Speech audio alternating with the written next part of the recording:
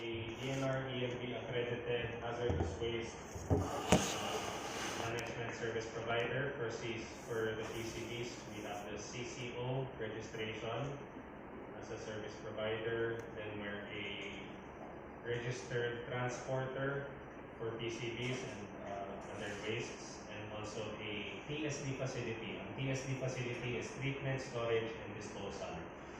So yung sa waste naman po ninyo, isa-store lang po sa TSD facility namin sa Plaridel before we export it for disposal. Ina-export po namin sa France.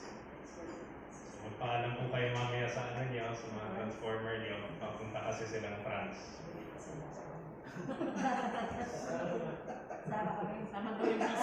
Witness. Libre po sumama sa container. May isang drum ng pagkain.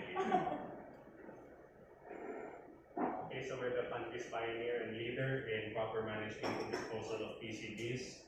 To date, I think we've done around 2,000 tons of PCBs already since we started in the late 90s.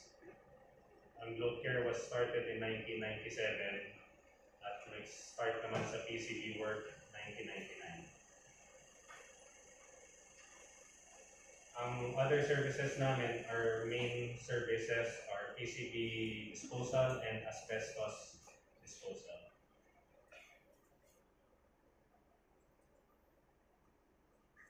Okay, so dati madami kaming waste na hinahandle, but for over 10 years we've been specializing sa asbestos and sa PCBs. Okay, so the permits I mentioned, CCO, registration as a service provider, TSD facility, sa Plaridel, Bulacan, and hazardous waste transporter.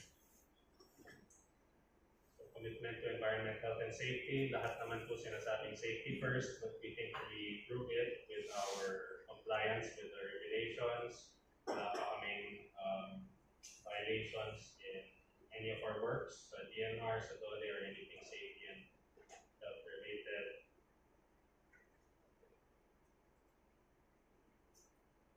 So, pagdating sa PCBs, ito po yung mga relevant regulations. DNR EMB, DNR is the one that regulates PCBs. EMB is the Environmental Management Bureau. So, sa kanila po yung hazardous waste management. So, there's the DAO, that's the Department Administrative Order of the DNR, DAO 2004, Series 2004-01. The Chemical Control Order for PCBs, then this was updated, or they supplemented on 2015. So 11 years later, that's the Memorandum Circular 2015-004, clarifications on the CCO. Naging online po yung registration of PCBs. So ang DAO, ang main effect nun sa mga PCB owners is kailangan i-register yung PCB waste, and nag-set ng deadline noong 2014. Actually, dapat yung disposal deadline for PCBs. Actually, nag-join na kami ng bidding dito noong a few years before that kasi ang target ng DAP was to comply with that, I think. Pero yung government, the DNR, they had this project in Bataan. Sabi nila sa DAP and other PCB owners, huwag niyo munang i-dispose yan in the facility namin. Although up to now, hindi pa gumagana yung facility. But they're still trying. Ano sila, sabi ni Manny Villar, sipag at tiyaga, matyaga talaga sila. So after all these years, they're still trying. Okay, MC Memorandum Circular 2015-007, Technical Guidance Document for PCB Management. So yung MC 2015-04 and 007, nag-clarify lang sila a few things. DAO 2004-01, ginawa nilang online registration, pero kailangan pumunta sa office nila para i-enter yung info. They clarified a few things, like dati wala man lang silang set na definition or threshold value ano yung PCBs. Dito clarify nila officially that anything that has 2 parts per million, so 2 out of 1 million. Ang 1% is 10,000 ppm. Ang standard nila is 2 ppm. Anything with 2 ppm PCBs is classified as hazardous waste. Kailangan naka-register, kailangan i-dispose sa proper facility. Ang sa inyo po, original na, I think, low-fen oil. So, ang concentration yan would be around, pinatest niyo ba? Would be around 50%, 70%. Talagang halos pure talaga yan.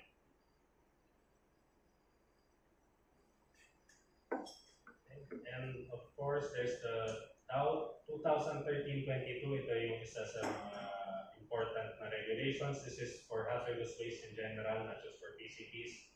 Nandito po yung mga procedures, permitting, transport, yung registration ng mga companies to handle, to transport, to treat hazardous waste. Dito po naka-include sa Dow 2013-22.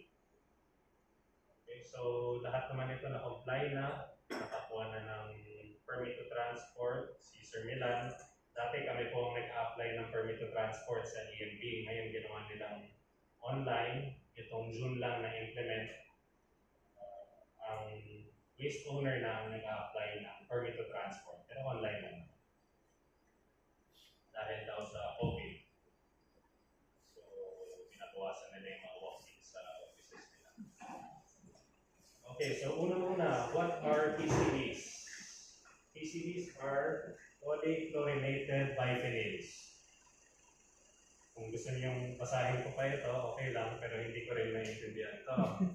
Means aromatic compounds formed in such a manner that the hydrogen atoms on the biphenyl molecule or two benzene rings bonded together by a single carbon bond may be replaced by up to 10 chlorine atoms. It includes any one of a number of 209 congeners containing 1 to 10 chlorine atoms attached to a biphenyl group.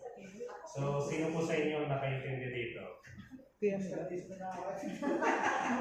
Pare-pareho tayo. So, tignan natin isipin yung scientific definition niya. Ang makikita lang natin dito is it includes any one of a number of 209 congeners. So, marami pong klase or mix ng PCBs. It's a group of chemicals na kanya-kanyang formula yan, yung mga manufacturer dati. Basically, it's a synthetic or man-made oil once widely used as a dielectric and coolant oil in transformers and other electrical equipment. So, kaya siya ginagamit sa transformer. So, nagsusirculate siya sa transformer, dumadaan sa radiator, yung pins, to keep the transformer cool. That's one of the main functions. So, bakit ginagamit ang PCBs? High flash point, hindi siya basta-basta na lumiliyab. High boiling point. Low vapor pressure, hindi siya nag-evaporate masyado. And chemical stability. So, ito yung mga characteristics bakit siya ginagamit sa transformers. So, may kita rin natin dito, ang una-muna, bakit siya delikado rin sa environment because it's very chemically stable. And we'll go through it later. It's classified as a persistent organic pollutant. Pero may kita rin natin dito sa characteristics nito kung ano yung safety measures natin dapat sa pag-handle nito. Okay, high flash point, hindi siya basta-basta nasusunog, pero syempre, hindi ibig sabihin, magsisigarilyo tayo, susunog tayo ng kung ano-ano pag malapit sa PCBs. Bakit? Dahil isa sa mga masamang pwede mangyari sa PCB is masunog. Yun ang isa sa pinakamasama. So kung may fire, nilagay niyo yung PCB basta-basta, open burning, magpo-form siya ng dioxins and furans. Dioxins, kung i-google nyo, DIOXINS, is such as sa mga very toxic na compounds na very, very poisonous sa tao. Okay? High boiling point, hindi naman natin ilulutuin yan, so that's not so important. Low vapor pressure, hindi siya basta-basta nag-evaporate. So ano yung kagandahan dito? Hindi siya basta-basta na-inhale, hindi siya napupunta sa hangin basta-basta. Pero may amoy yan, malakas ang amoy niyan dahil may additives yung oil.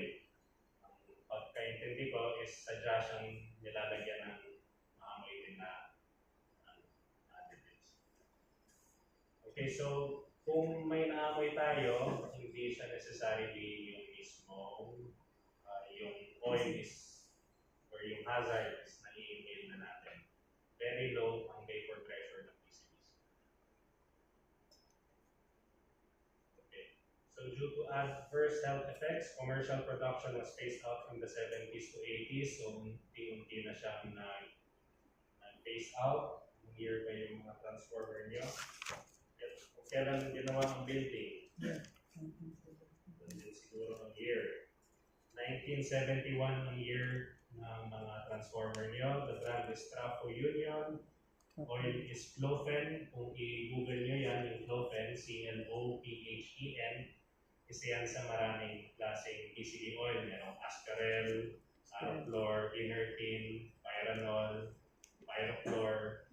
Ito naman, Clofen ang pangalan. I-google nyo, PCB trade names, or nasa Memorandum Circular 2015-007 yung different names ng PCBs.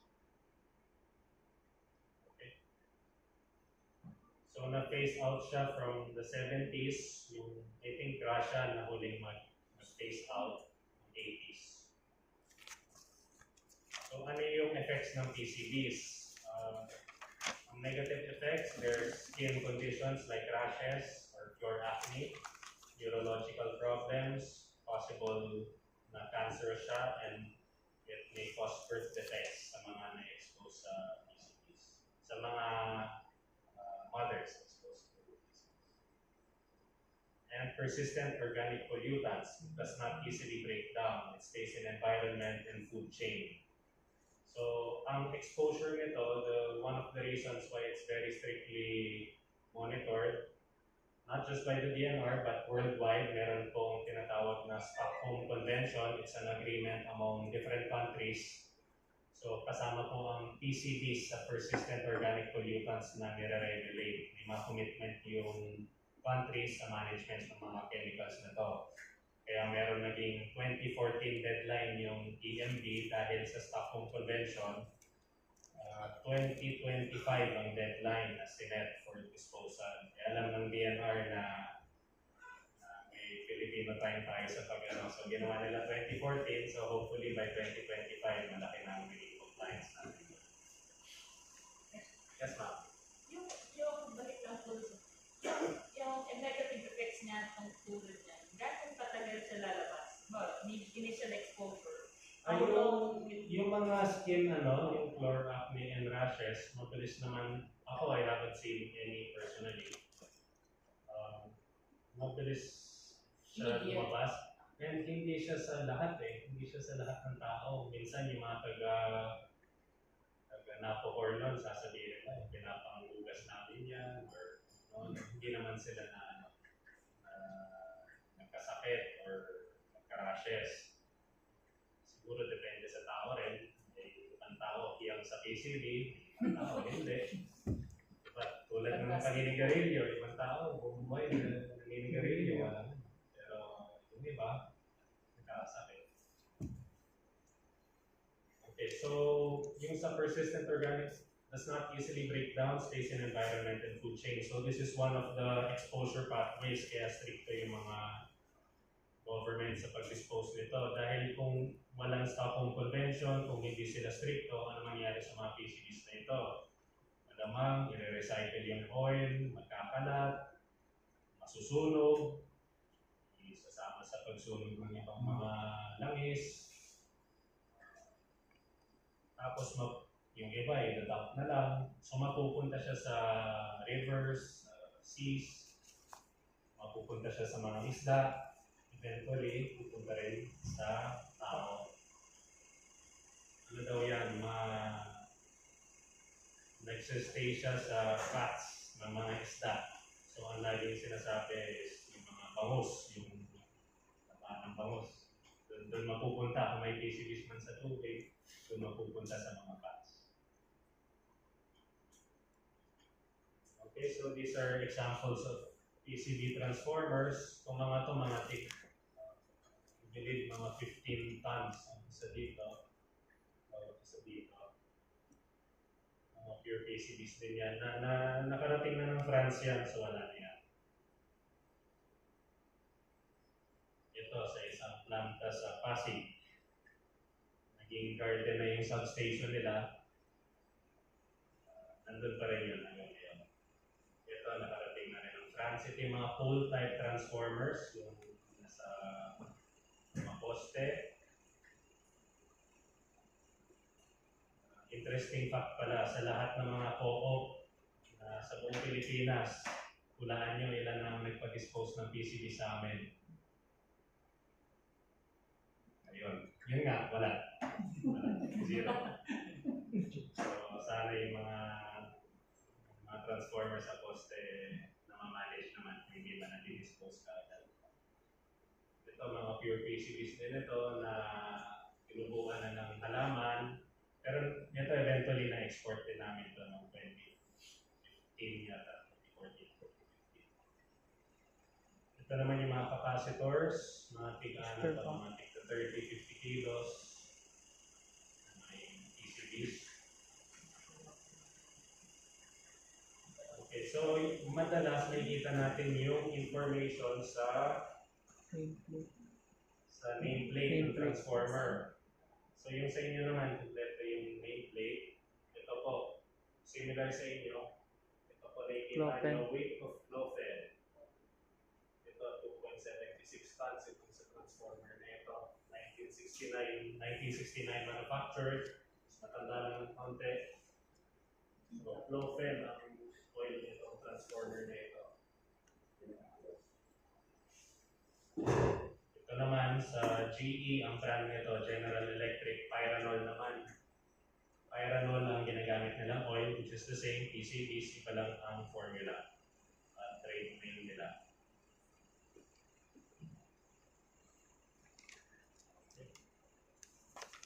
Okay, so that's just a background on PCBs. We'll go through our methodology sa management of the PCBs. So sa permitting, we get the Trans-Frontier Shipment Notification. That's the TFS notification sa ano yun. We get the consent from France dahil doon namin ina-export. Tapos lahat ng dadaanan. So Singapore, Japan, Egypt, a few European countries before arriving in France. Tapos, pag nakuha na namin yung mga consent na yan, nag-apply na kami ng export clearance sa ELB.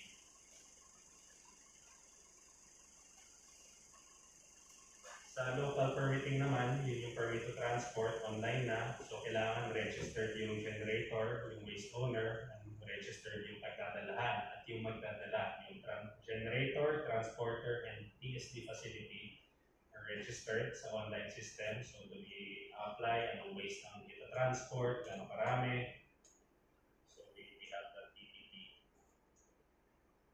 Okay, sa site naman, may site permitting requirements na meron naman dito. We'll comply with that before starting. Attend and conduct safety briefings.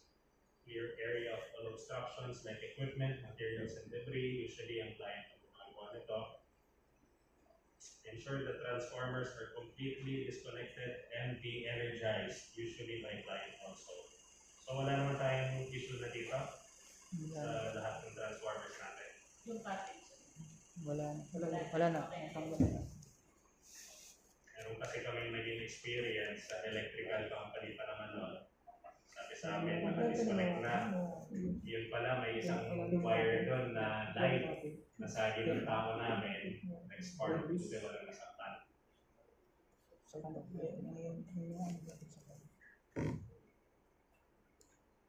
Okay, so install site boundaries and protective coverage. So dito naman, sa electrical room, mechanical room, close naman yung rooms na yan. So madali ang control ng labas-pasok ng mga tao. Warning signs. So ang ginagawa natin sa site preparation, we put plastic sheets, especially sa floor in case of any splatter or leak, mapupunta. Wall and plastic sheets. So dito kasi may mga nag-work dito pa sa ano. So kailangan lagyan ng plastic na enclosure. Ito, visual, more of a visual barrier dahil planta po ito. Okay, kung may ibang mga equipment na possible na magkaroon ng splatter, we cover it with plastic. Ito, since outdoors yung work, naglagay kami ng temporary na band wall para sa mga drums. And kung mapansin nyo, may basin din dyan sa underneath yung valve. Para yun ang unang pupuntahan ng oil kung saan magkaroon ng splatter or leak. Okay, install spill containment measures, prepare emergency response materials. Ang spill kit namin, it's a drum, small drum with absorbents, may PPEs, plastic bags. So in case of any spill, makokontrol yung flow ng oil. Although so far we've never had to use it, which is the good news. Okay, so we'll start with the draining. Yung PCB oil, magko-connect tayo ng hoses sa valve ng transformer. So may drain valve naman ng transformer. Connect natin yung hose and then we pump it using a electric powered pump. Mahina lang naman yung kuryente na required nito. So we pump the oil into steel drums. Brand new UN approved drums. Yung UN approved, may code siya. For each type of waste or chemical, may UN code po yan. Anong dapat na material, should it be steel? Tapos may mga, yung UN code, that means it goes through a certain standard, yung kung nalaglag siya from a certain height, those things. Okay, so during draining, we'll ensure there are no leaks. So may nakabantay sa pump, may nakabantay sa drums, may nakabantay sa transformer, and sa hose during draining. After draining, all valves or possible sources of leaks are plugged and sealed using various materials, pwedeng cloth, tape, or whatever appropriate materials. Pwedeng Ultra seal, those kinds of things. Tapos yung transformer, yung outside surfaces are white, especially kung nagkaroon ng leak. Yung ibang transformer kasi may leak sa minsan galing sa taas or sa mga porcelain parts niya, may malabas na oil, dito wala naman. Okay, housekeeping is just cleaning the area. In case merong leak ng oil, pre-existing, i-check off natin yan just using malaki, gagamit ng electric power na parang jackhammer. Kung hindi, sisilin na lang.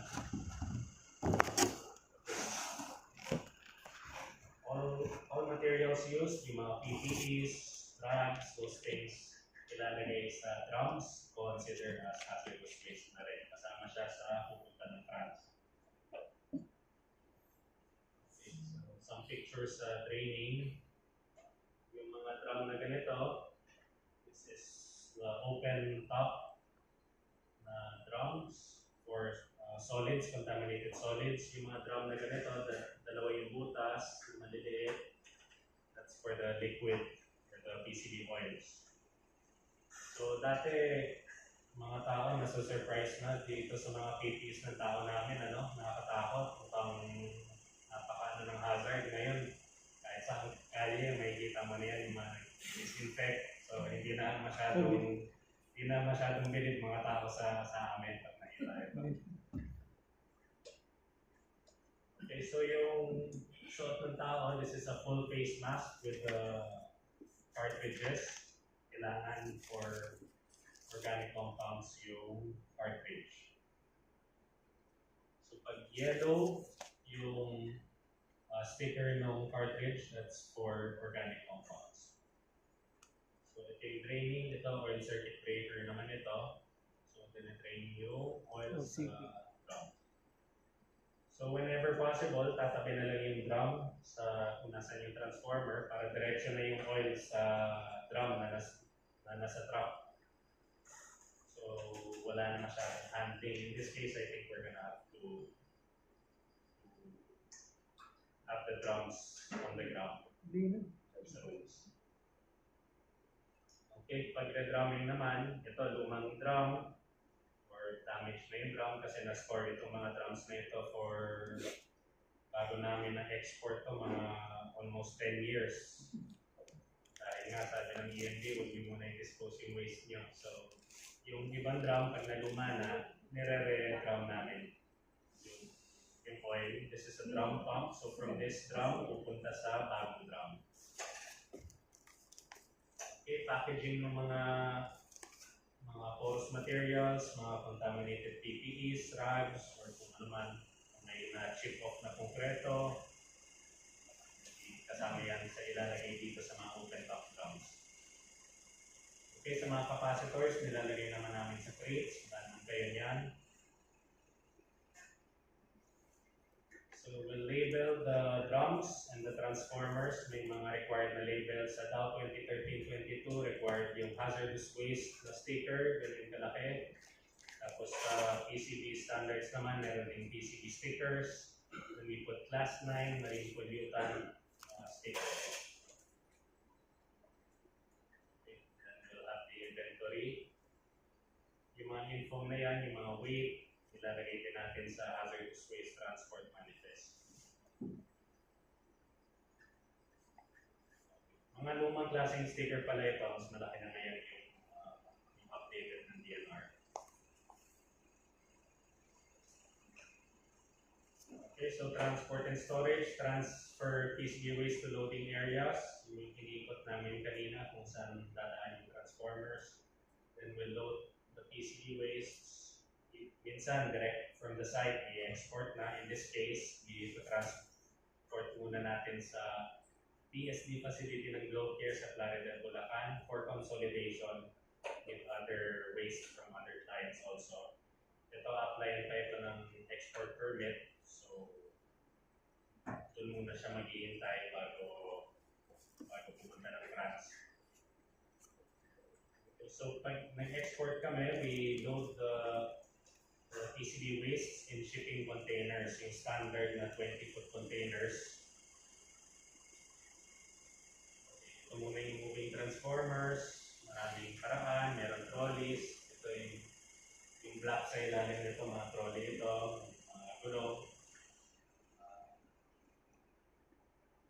Mas bago na yung ginagamit namin ngayon.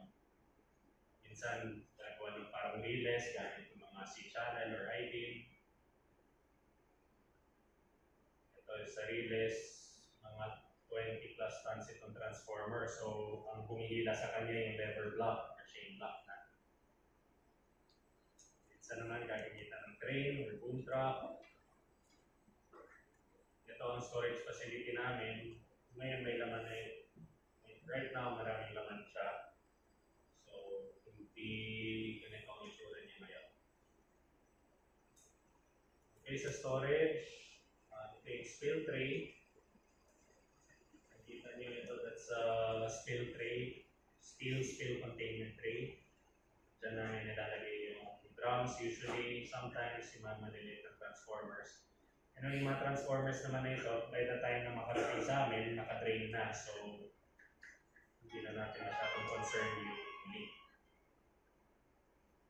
Okay, so pag nag-export kami, yung steel spill containment tray, nilalagay namin sa container. Ito, naka-bolt yan. So, natatanggal po yung mga bolt na yan. So, yung front panel natatanggal. Ilaload namin.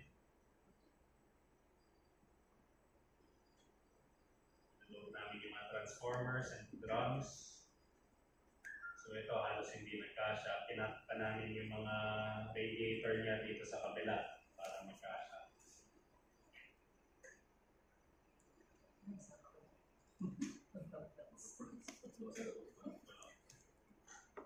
So, yung mga drums, niloload din. Tapos, nilalagyan ng bracing dito sa taas para during transport, hindi siya umaalog. So, lalagyan ng bracing yan sa lahat. Sa taas, dito sa, lalo na sa may pinto. Ito naman, mga naka-crate na capacitors. So, lalagyan natin ng bracing sa pinto para wala siyang, para stable siya. yung copies of our permits, we place them in an envelope inside the container. So in case of any inspections, any countries na dadaanan niya, nandiyan ang complete documentation. Nilalagyan ng selyo or seal yung container. Nandiyan yung mga stickers na required sa IMDG code. IMDG is International Maritime Dangerous Goods Code. At yan ang paalis na papunta ng France itong container na ito. Ang disposal facility, we've been working with Ready since 2005, so 15 years na actually. They have complete PCB disposal capabilities, yung oil, yung transformers, yung porous materials, everything is treated at the facility in France. Malapit ito sa Lyon, which is the second largest city in France. Mga more than an hour's train ride from Paris. Okay, so yung liquids, yung oil, and yung mga contaminated solids, porous solids are placed through high temperature incineration with emission control. So dito sa diagram na ito, itong may flame, yan po yung kiln, yung KILN, yung kiln kung saan in-incinerate yung PCBs. So dyan sinusunog, ito naman po lahat na ito, everything else is the emission controls to prevent emissions as toxic emissions. So minomonitor din ito ng French government, real-time monitoring nito. So, walang bayaan ang emissions dito. Tapos yung mga transformer naman, dahil contaminated pati yung transformer may mga